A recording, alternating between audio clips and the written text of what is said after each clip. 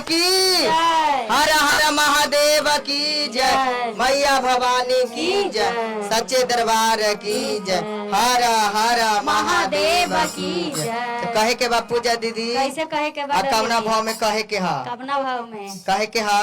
का कहे के हा? देखी शादी बा हाँ। बियाहे वाला होई, एकदम बियाहे के गीत गवाई। प्रेम से बोलिए शंकर भगवान की जय, हर हर महादेव की जय, मैया पार्वती की जय, हर हर महादेव की जय। किसी बाजी के उठा लाई लगानिया हो, असी बाजी के उठा लाई लगानिया हो, शादी हो गेलाई मगानिया।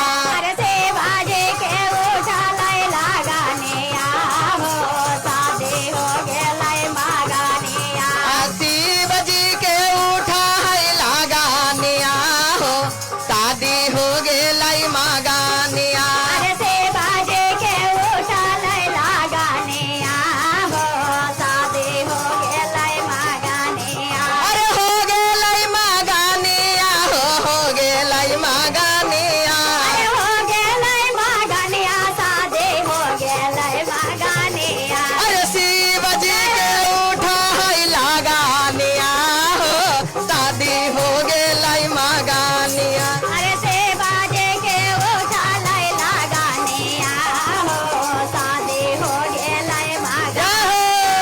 से बाजे के उठा लाई लगानिया हो, शादी हो गेलाई मगानिया।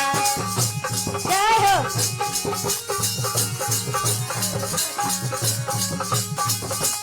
ताली बजा के दीदी। जय हो, जय हो।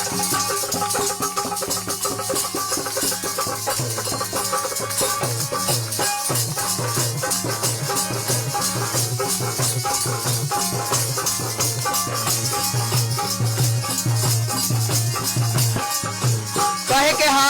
कहे के हा? काठिए के मरवा बनाए भाई, काठिए के काला सा। काठे के मरवा बनाए, काठे के काला सा।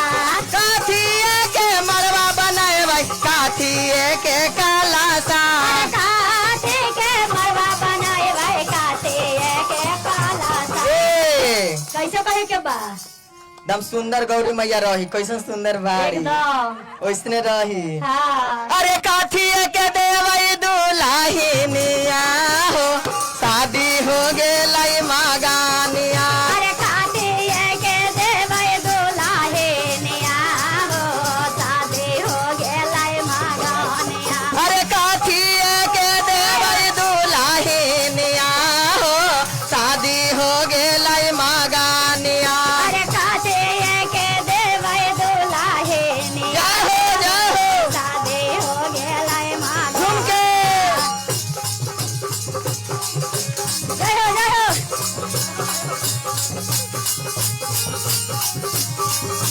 ताली दीदी।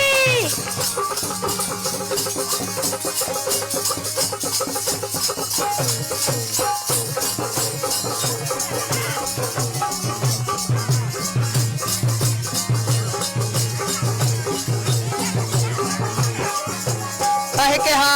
कहे के हाँ। माया के मरवा बनाए भाई, माया के काला सा। माया के मरवा बनाए भाई, माया के काला सा। के मरवा बनाए भाई, माया के काला सा। माया के मरवा बनाए भाई, माया के काला सा। अरे नमः शिवाय के देवई दुलाहिनिया हो, शादी हो गेलाई